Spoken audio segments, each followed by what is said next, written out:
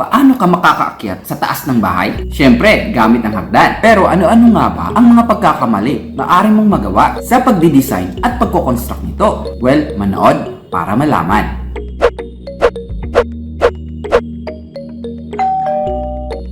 Yo, if you're looking for contents about house design and construction, came to the right place. Subscribe kung may ipapatayo kang bahay o kung gusto mo lang madagdagan ang iyong kalaman. I-click ang notification bell para updated ka sa ating mga bagong videos.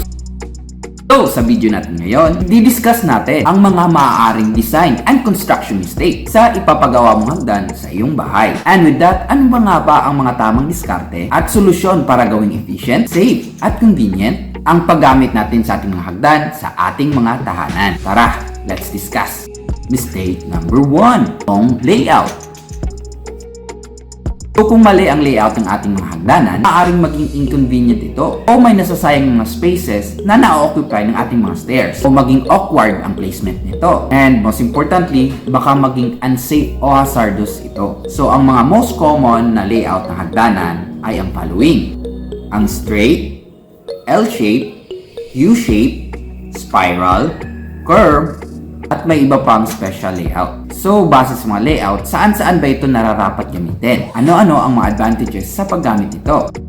Na ang straight type. Usually, pwede ito sa mga walls or spaces na mahahaba or free of obstruction. So, as the name suggests, isang straight flight lang ang meron nito. So, pinakasimple at hindi komplikadong itayo. Pero, isang mistake na maaaring magawa dito ay ang hindi pagkakaroon ng isang mid-landing. Ito yung part ng hagdan kung saan mas mahaba ito kumpara sa ibang baitang at nagsisilbing pahingahan, especially kung masyadong mataas yung height na dapat mong akyatin sa hagdan. Marami kasing tao ang hinihingal pag medyo walang break yung pag-akyat nila sa hagdan, especially kung mataas-taas nga yung next floor. At nakaka-strain din ito sa paa, kaya kailangan ng mid-landing. Mid-landing ang tawag dito dahil ideally ito ay located at the middle of the height ng floor to floor. Ito rin ay nagsisilbing safety feature. If ever aksidente kang mahulog o madulas sa hagdan, hindi ka tutuloy-tuloy sa ibaba kasi nga masasalo ka pa ng mid-landing. So ito ay highly recommended. Next type of layout ay ang L-shape. As the name suggests, ito ay naka-shape as letter L. Usually ginagamit ito pag may limitation na yung space ng stairwell. Especially kung limited na yung length ng isang flight or isang direction ng stair. Kaya kailangan mo itong baliin. Usually ang mid-landing ay nasa kanto ng hagdanang ito. Well, pwede namang hindi sa mid-height yung location ng landing. Basta meron lang apakan na pahingahan ng ating mga paa. Pero sa iba, merong mga diagonal steps ang kantong iyon. Especially if need mo talagang habulin yung number of steps para makaakyat sa susunod na floor. Isang kagandahan ng paggamit ng L-shape aesthetically at ventilation-wise ay ang maaaring pagkakaroon ng open space sa gitna ng kanyang stairwell. Usually, nagiging high ceiling ito na pwede mong lagyan mga decorative lighting na isang chandelier. And of course, pwede magkaroon ng mga tall windows para sa light and of course ventilation sa area nito, gaya ng mga design na ganito. So yun ang L-shape.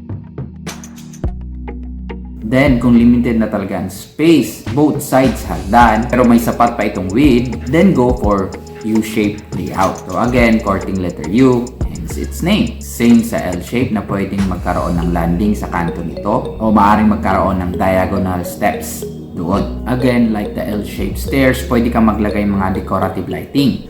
But limited na ang height nito dahil baka bumangga ito sa mga gagamit ng stairs.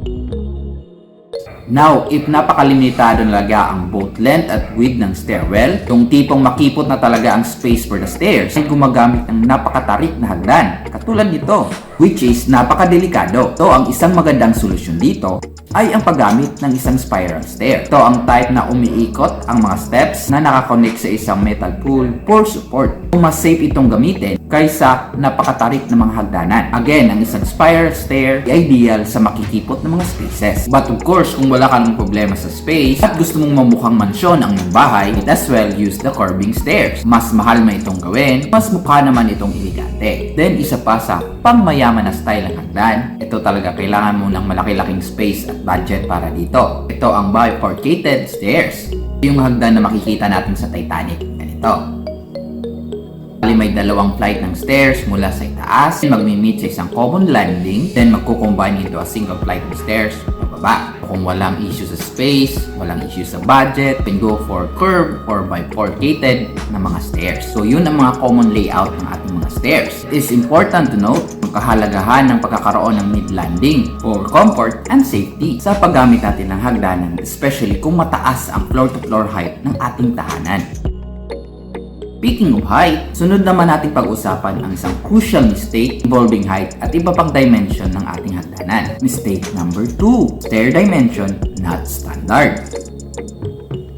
Ang ating mga hagdanan ay consist of steps or mga baitang na of course apakan ng ating mga paa. Kapag ito'y wala sa standard na sukat, giging nakakangalay or prone ito sa accident, especially kung ang hagdan na yun ay ang main stair ng bahay. So ano nga bang standard dimension ng mga steps or hakbang ng ating mga hagdan? Well, ang ideal height ito should be 0.20 meters. 0.30 meters naman ang ideal width ng apakan nito. Ang 0.20 na height ay ideal para hindi nakakahingal ang pag-akyat sa hagdan. 0.30 naman ay sapat na sukat para isupport ang ating paa. Yun yung standard dimensions. Okay lang kung mataas at makitid. Kung mababa lang height na aakyatin. Then ang mga bunk beds at mga lower loft area. Ang 0.2 na height rin ay sapat lang para hindi magkaroon ng mas maraming step kung mas mababa ang height na yon. Well, siguro exceptions for those dimensions sa mga lugar na hindi masyadong nagagamit. Tulad ng mga fire stairs or access patungong attic. Doon pwede yung mas tumaas yung height ng steps niya.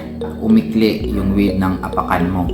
But again, for the main stairs na gamit natin sa bahay, 0.2 by 0.3 ang ideal na dimensions. So again, iwasan ang matatarik na hagdan para safe tayo from accidents. Kung may hinahabol ka talagang certain height, limited lang yung steps na dapat malagay doon or kakasya doon. You can go as high as 0.25 meters yung height ng steps. Yan doon or mataas pa doon ay magiging nakakahingal na at uncomfortable gamitin na yung hagdan. Yung iba naman ginagawang diagonal yung height para ma-accommodate ang standard width ng apakan. Medyo steep or medyo matarik yung hagdanan. This is prone to accident, lalo na pag sumabit yung paa mo sa apakan pag umaakyat ka ng hagdanan. Speaking of mga apakan, siguro familiar kayo sa paniniwalang merong dalang swerte ang number of steps ng iyong hagdanan. Ito yung paniniwala sa oro, plata, mata. Sa mga hindi nakakalam, pag tumapat ang top landing mo sa upper floor sa oro ay magiging maswerte ang tahanan mo. Pag tumapat naman ito sa mata, ito ay bad omen or malas yon. Ganito ang parang pagbibilang nito.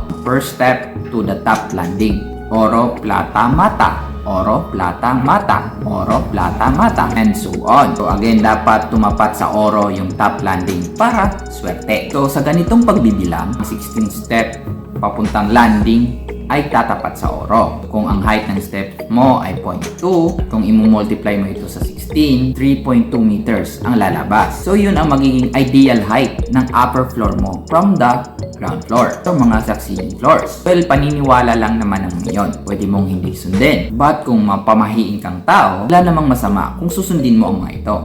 So na-discuss na natin ang ideal height at width ng ating mga steps. Pag-usapan naman natin ang mismong lapad nito. So ang ideal width ng isang hagdan should be 1 meters to 1.2 meters. Kasama na rito ang space for the railing. Sapat na rin ito na sukat para makasabay ang dalawang tao sa pagdaan both sides. But you can go narrower. Mga 0.90 meters ang lapad. Medyo maliit ito at hindi ganon ka-ideal magsabay yung dalawang tao. 0.75 meters na lapad naman ay pwede mga stairs na hindi madalas ginagamit or mga private stairs. Maaaring isang tao lang ang gumagamit ito at a time dahil nga medyo makitid na yan. Especially kukuha pa ng space ang mga railings doon. Speaking of railings, may mga ibang handrails na mababa or sobrang taas naman. So, ano nga bang tamang height ito? Theory, ang standard height ng isang residential stair handrail ay nasa 0.9 meters. Ang height na ito ay tama lang para hindi nakakangalay sa kamay. At sapat na ang height na ito para protektahan tayo mula sa pagkahulog sa ating mga hagdan. Anyway, magkakaroon tayo ng isang hiwalay na video all about railing design. Like ano ba ang magandang materials at design para dito. Kaya,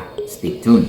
So ayun ang mga di dapat kalimutang ideal dimensions ng ating mga stairs for convenience and safety sa ating gumagamit ng mga hagdanan. Mistake number 3, use of unsafe materials. So isa sa pinakamahalagang tandaan sa paggamit ng mga materials, either concrete, kahoy, or bakal sa ating mga hagdanan hagdanan, ay safety will always be the priority. Kaya iwasang gamitin ang mamahaling materyales para dito. Isa sa dapat talagang iwasan ay ang pagkadulas natin sa hagdan na nakakos sa atin ng injury. Ano ba dapat gamitin natin na stair materials para hindi madulas? Well, una dapat tactile or magaspang ang mga ito. Kaya bawal ang mga polished ceramic tiles or makikintab ng mga laminates dito. Lalo na kung gagamitan mo ng glass. Please, wag naman. Maganda man silang tignan, there will always be an issue of safety over aesthetic. Mas mabuting gumamit ng mga non-skid tiles or yung mga may texture. Actually, may nabibili ng mga step tiles kung tawagin. Ito ang mga tiles na meant talaga para sa ating mga steps ng ating stairs. Non-skid siya kaya iwas dulas. Plus, may profile na ang edge nito na nagsisilbing nosing strip. So, ano naman ang nosing? Ang isang nosing ay isang part ng steps kung saan ito ay nagpuputrude or nakausli sa edge nito for safety by increasing the width ng apaka ng paa. And usually, may tactile or anti-slip strips ito. Paaaring gawa sa metal, wood, o rubber or mga groove lines na pang-iwas madulas ang ating mapaa sa edge ng mga hagdan. So, non-skid materials plus nosing ay mga kailangan to avoid accident sa paggamit natin ng ating mga hagdanan. Anyway, again, we will have a separate video naman discussing further ang iba't ibang materials for our stairs. Uusapan natin doon ang mga advantages at mga issues nito. Kaya abang-abang lang.